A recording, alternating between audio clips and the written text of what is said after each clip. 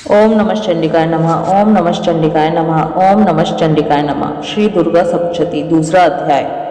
महर्षि मेधा बोले, प्राचीन काल में देवताओं और असुरों में पूरे 100 वर्ष तक घोर युद्ध हुआ था। उनमें असुरों का स्वामी महिषासुर था और देवराज इंद्र देवताओं के नायक थे। इस युद्ध में देवताओं की सेना परास्त हो गई थी और इस प्रकार संपूर्ण देवताओं को जीत महिषासुर इंद्र बन बैठा था। युद्ध के पश्चात हारे हुए देवता प्रजापति श्री ब्रह्मा को साथ लेकर उस स्थान पर पहुंचे जहां पर कि भगवान शंकर विराजमान थे।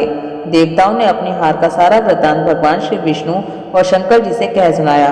वह कहने लगे, हे प्रभु, महिषासुर सूर्य, इंद्र, अग्नि, वायु, चंद्रमा, यम, वरुण तथा अन्य देवताओं के सब अधिकार छीनकर सबका अधिष्ठाता स्वयं बन बैठा है। उसने समस्त देवताओं को स्वर्ग से निकाल दिया है।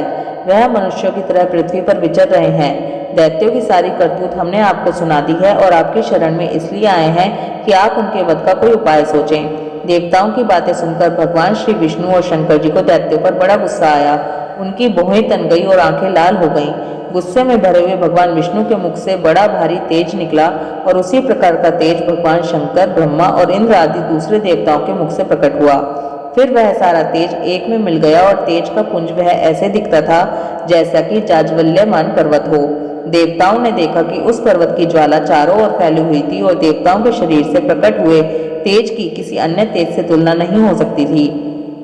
एक स्थान पर इकट्ठा होने पर वह तेज एक देवी के रूप में परिवर्तित हो गया और अपने प्रकाश से तीनों लोकों में व्याप्त जान पड़ा। वह भगवान शंकर का तेज था, उससे देवी का मुख प्रकट हुआ। यमराज के तेज से उसके सिर के बाल बने। भगवान श्री विष्णु के तेज से उसकी भुजाएं बनी। चंद्रमा के तेज से दोनों स्तन और इंद्र के तेज से जंघा और पिंडली तथा पृथ्वी के तेज से नितंब भाग बना।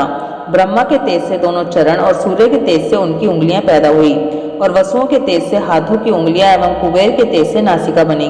प्रजापति के तेज से उसके दांत और अग्नि के तेज से उसके नेत्र बने। संध्या के तेज से उसकी भौहें और वायु के तेज से उसके कान प्रकट हुए थे। इस प्रकार उस देवी का प्रादुर्भाव हुआ था। महिषासुर से पराजित देवता उस देवी को देखकर अत्यंत प्रसन्न हुए। भगवान शंकर ने अपने त्रिशूल में से एक त्रिशूल निकालकर उस देवी को दिया और भगवान विष्णु ने अपने चक्र में से एक चक्र निकालकर उस देवी को दिया। वरुण ने अपने चक्र में से एक चक्र निकालकर उस देवी को दिया। वरुण ने देवी को शंख भेंट किया। अग्नि ने इसे शक्ति दी। वायु ने उसे धनुष और बाण दिए। सहस्त्र नेत्रों वाले श्री देवराज इंद्र ने उसे अपने वज्र से उत्पन्न करके वज्र दिया और ऐरावत हाथी का एक घंटा उतारकर देवी को भेंट किया। यमराज ने उसे कालदंड में ले एक दंड दिया। वरुण ने उसे पाश दिया। प्रजापति ने स्फटिक की माला दी और ब्रह्मा जी ने उसे कमंडलू दिया। सूर्य ने देवी के समस्त रोमों में अपने किरणों का तेज भर दिया। काल ने उसे चमकती हुई ढाल और तलवार दी तथा उज्जवल हार और दिव्य वस्त्र उसे भेंट किए और इसके साथ ही उसने दिव्य चूड़ामणि दी। 2 कुंडल, कंकण, उज्ज्वल अर्धचंद्र, बाहों के लिए बाजूबंद, चरणों के लिए नूपुर, गले के लिए सुंदर हंसली और उंगलियों के लिए रत्नों की बनी हुई अंगूठियां उसे दी। विश्वकर्मा ने उनको फरसा दिया और उसके साथ ही कई प्रकार के अस्त्र और अभेद्य कवच दिए और इसके अतिरिक्त उसने उसे कभी न कुमलने वाले सुंदर कमलों की मालाएं भेंट की। समुद्र ने सुंदर कमल फूल भेंट किया।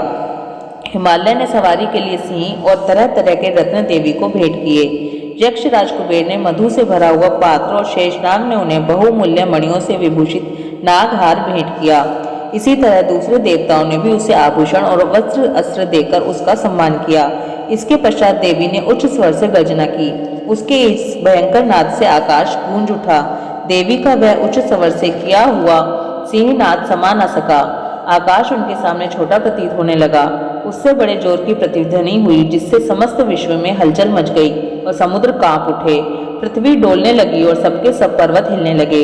देवताओं ने उस समय प्रसन्न हो सिंह वाहिनी जगतमयी देवी ने कहा, देवी तुम्हारी जय हो। इसके साथ महर्षियों ने भक्ति भाव से विनम्र होकर उनकी स्तुति की। संपूर्ण त्रिलोकी को शोक मग्न देखकर दैत्यगण अपनी सेनाओं को साथ लेकर और हथियार आदि सजाकर उठ खड़े हुए। महिषासुर के क्रोध की कोई सीमा नहीं थी। उसने क्रोध में भरकर कहा, यह सब क्या उत्पात है। फिर वह अपनी सेना के साथ उस ओर दौड़ा जिस ओर से भयंकर नाद का शब्द सुनाई दिया था और आगे पहुंचकर उसने देवी को देखा जो कि अपनी प्रभा से तीनों लोगों को प्रकाशित कर रही थी। उसके चरणों के भार से पृथ्वी दबी जा रही थी। माथे के मुकुट से आकाश में एक रेखा सी बन रही थी और उसके धनुष की टंकोर से सब लोग शुद्ध हो रहे थे। देवी अपनी सहस्र भुजाओं को संपूर्ण दिशाओं में फैलाए खड़ी थी। इसके पश्चात उनका दैत्यों के साथ युद्ध छिड़ गया और कई प्रकार के अस्त्र शस्त्रों से सबकी सब दिशाएं उद्भाषित होने लगी। महिषासुर की सेना का सेनापति चिक्षुर नामक एक महान असुर था। वह आगे बढ़कर देवी के साथ युद्ध करने लगा और दूसरे दैत्यों की चतुरंगनी सेना साथ लेकर चामर भी लड़ने लगा और 60,000 महारथियों को साथ लेकर उदग्र नामक महादैत्य आकर युद्ध करने लगा और महाहनु नामक असुर 1 करोड़ रथियों को साथ लेकर असिलोमा नामक असुर 5 करोड़ सैनिकों को साथ लेकर युद्ध करने लगा। वाशकल नामक असुर 60 लाख असुरों के साथ युद्ध में आ डटा।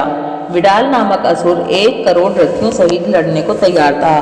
इन सब के अतिरिक्त और भी हजारों असुर हाथी और घोड़ा साथ लेकर लड़ने लगे और इन सब के पश्चात महिषासुर करोड़ों रथों, हाथियों और घोड़ों सहित वहां आकर देवी के साथ लड़ने लगा। सभी असुर तोमर, भिंदीपाल, शक्ति, मूसल, खड़गों, फरसों, पट्टियों के साथ रणभूमि में देवी के साथ युद्ध करने लगे। कई शक्तियां फेंकने लगे और कोई अन्य शस्त्र आदि। इसके पश्चात सबके सब दैत्य अपनी अपनी तलवारें हाथों में लेकर देवी की ओर दौड़े और उसे मार डालने का उद्योग करने लगे। मगर देवी ने क्रोध में भरकर खेल ही खेल में उनके सब अस्त्रों शस्त्रों को काट दिया। इसके पश्चात ऋषियों और देवताओं ने देवी की स्तुति आरंभ कर दी और वह प्रसन्न होकर असुरों के शरीर पर अस्त्र शस्त्रों की वर्षा करती रहीं। देवी का वाहन भी क्रोध में भरकर दैत्य सेना में इस प्रकार विचरने लगा जैसे कि वन में दावानल फैल रहा हो। युद्ध करती हुई देवी ने क्रोध में भर जितने श्वासों को छोड़ा वह तुरंत ही सैकड़ों हजारों गणों के रूप में परिवर्तित हो गए। फरसे, भिंदीपाल, खड़ग तथा पट्टिश इत्यादि अस्त्रों के साथ दैत्यों से युद्ध करने लगे। देवी की शक्ति से बड़े हुए वह गण दैत्यों का नाश करते हुए ढोल, शंख व मृदंग आदि बजा रहे थे। तदंतर देवी ने त्रिशूल, गदा, शक्ति, खड़ग इत्यादि से सहस्त्रों असुरों को मार डाला। कितनों को घंटे की भयंकर आवाज से ही यमलोक पहुंचा दिया। कितने ही असुरों को उसने पास में बांधकर पृथ्वी पर धर घसीटा। कितनों को अपनी तलवार से टुकड़े टुकड़े कर दिए और कितनों को गदा की चोट से धरती पर सुला दिया। कई दैत्य मूसल की मार से घायल होकर रक्त वमन करने लगे और कई त्रिशूल से छाती फट जाने के कारण पृथ्वी पर लेट गए और कितनों की बाण वर्षा से कमर टूट गई। देवताओं को पीड़ा देने वाले दैत्य कट कट कर मरने लगे। कितनों की बाहें अलग हो गई, कितनों की ग्रीवाएं कट गई, कितनों के सिर कटकर दूर भूमि पर लुढ़क गए, कितनों के शरीर बीच में से कट गए और कितनों की जंघाएं कट गई और वह पृथ्वी पर गिर पड़े। कितने ही सिरों व पैरों के कटने पर भी भूमि पर से उठ खड़े हुए और शस्त्र हाथ में लेकर देवी से लड़ने लगे और कई दैत्यगण भूमि में बाजों की ध्वनि के साथ नाच रहे थे। कई असुर जिनके सिर कट चुके थे बिना सर के ही धड़ से ही हाथ में शस्त्र लिए हुए लड़ रहे थे। दैत्य रह रहकर ठहरो ठहरो कहते हुए देवी को युद्ध के लिए ललकार रहे थे। जहां पर यह घोर संग्राम हुआ था वहां की भूमि रथ, हाथी, घोड़े और असुरों की लाशों से भर गई थी। असुर सेना के बीच में रक्तपात होने के कारण रुधिर की नदियां बह रही थीं। इस तरह देवी ने असुरों की विशाल सेना को क्षण भर में इस तरह से नष्ट कर डाला जैसे तृण काष्ठ के बड़े समूह को अग्नि नष्ट कर डालती है। और देवी का सिंह भी गर्दन के बालों को हिलाता हुआ और बड़ा शब्द करता हुआ असुरों के शरीरों से मानो उनके प्राणों को ढूंढ रहा था। वहां देवी के गणों ने जब दैत्यों के साथ युद्ध किया तो देवताओं ने प्रसन्न होकर आकाश से उन पर पुष्प वर्षा की। ओम नमः चंडिकाय नमः, ओम नमः चंडिकाय नमः, ओम नमः चंडिकाय नमः। श्री दुर्गा सप्तशती, तीसरा अध्याय। महर्षि मेधा ने कहा, महिषासुर की सेना नष्ट होती देखकर उस सेना का सेनापति चिक्षुर क्रोध में भर देवी के साथ युद्ध करने के लिए आगे बढ़ा। वह देवी पर इस प्रकार बाणों की वर्षा करने लगा मानो सुमेरु पर्वत पानी की धार बरसा रहा हो। इस प्रकार देवी ने अपने बाणों से उसके बाणों को काट डाला तथा उसके घोड़ों व सारथी को मार दिया। साथ ही उसके धनुष और उसकी अत्यंत ऊंची ध्वजा को भी काटकर नीचे गिरा दिया। उसका धनुष कट जाने के पश्चात उसके शरीर के अंगों को भी अपने बाणों से बींध दिया। धनुष, घोड़ों और सारथी के नष्ट हो जाने पर वह असुर ढाल और तलवार लेकर देवी की तरफ आया। अपने अपने तीक्ष्ण धार वाली तलवार से देवी के सिंह के मस्तक पर प्रहार किया और बड़े वेग से देवी की बाईं भुजा पर वार किया। किंतु देवी की बाईं भुजा को छूते ही उस दैत्य की तलवार टूटकर 2 टुकड़े हो गई। इससे दैत्य ने क्रोध में भरकर शूल हाथ में ले लिया और उसे भद्रकाली देवी की ओर फेंका। देवी की ओर आता हुआ वह शूल आकाश से गिरते हुए सूर्य के समान प्रज्वलित हो उठा। उस शूल को अपनी ओर आते हुए देखकर देवी ने भी शूल छोड़ा और महाअसुर के शूल के 100 टुकड़े कर दिए और साथ ही महाअसुर के प्राण भी हर लिए। चिक्षुर के मरने पर देवताओं को दुख देने वाला चामर नामक दैत्य हाथी पर सवार होकर देवी से लड़ने के लिए आया और उसने आने के साथ ही शक्ति से प्रहार किया, किंतु देवी ने अपनी हुंकार से ही उसे तोड़कर पृथ्वी पर डाल दिया। शक्ति को टूटा हुआ देखकर दैत्य ने क्रोध से लाल होकर शूल को चलाया, किंतु देवी ने उसको भी काट दिया। इतने में देवी का सिंह उछलकर हाथी के मस्तक पर सवार हो गया और दैत्य के साथ बहुत ही तीव्र युद्ध करने लगा। फिर वह दोनों लड़ते हुए हाथी पर से पृथ्वी पर आ गिरे और दोनों बड़े क्रोध से लड़ने लगे। फिर सिंह बड़े जोर से आकाश की ओर उछला और जब पृथ्वी की ओर आया तो अपने पंजे से चामर का सिर धड़ से अलग कर दिया। क्रोध में भरी हुई देवी ने शिला और वृक्ष आदि की चोटों से उदग्र को भी मार दिया। कराल को दांतों, मुक्कों और थप्पड़ों से चूर्ण कर डाला। क्रुद्ध हुई देवी ने गदा के प्रहार से उद्यत दैत्यों को मार गिराया। बिंदी पाल से वाष्पकल को, बाणों से ताम्र तथा अंधक को मौत के घाट उतार दिया। तीनों नेत्रों वाली परमेश्वरी ने त्रिशूल से उग्रास्य, उग्रवीर्य और महाहनु नामक राक्षसों को मार गिराया।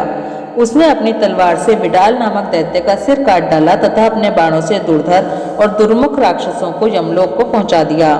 इस प्रकार जब महिषासुर ने देखा कि देवी ने मेरी सेना को नष्ट कर दिया है तो वह भैंसे का रूप धारण कर देवी के गणों को दुख देने लगा।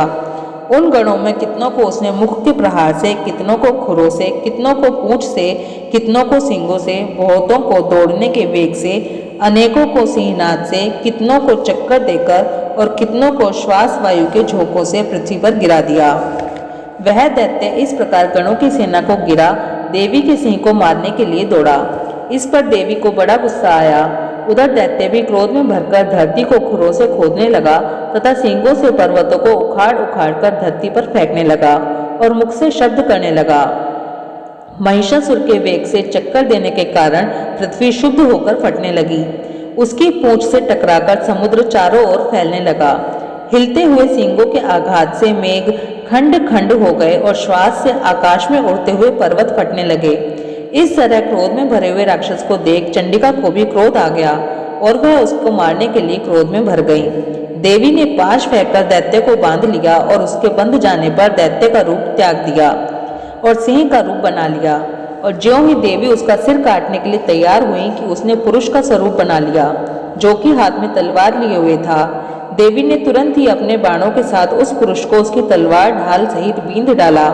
इसके पश्चात वह हाथी के रूप में दिखाई देने लगा और अपनी लंबी सूंड से देवी के सिंह को खींचने लगा और गर्जने लगा।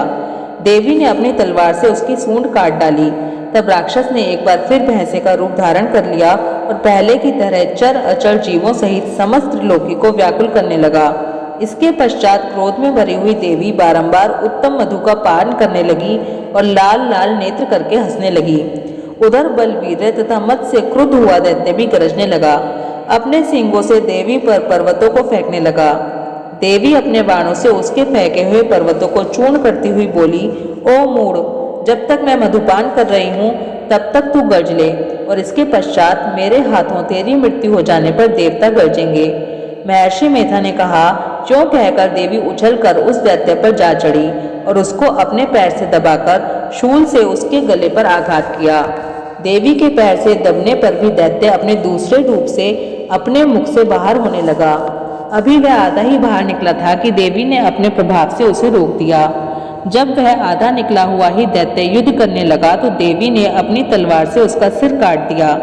इसके पश्चात सारी राक्षस सेना हाहाकार करती हुई वहां से भाग खड़ी हुई और सब देवता अत्यंत प्रसन्न हुए तथा ऋषियों महर्षियों सहित देवी की स्तुति करने लगे। गंधर्व राज गान करने तथा अप्सराएं नृत्य करने लगी। ओम नमः चंडिकाय नमः, ओम नमः चंडिकाय नमः, ओम नमः चंडिकाय नमः। दूसरा और तीसरा अध्याय समाप्त।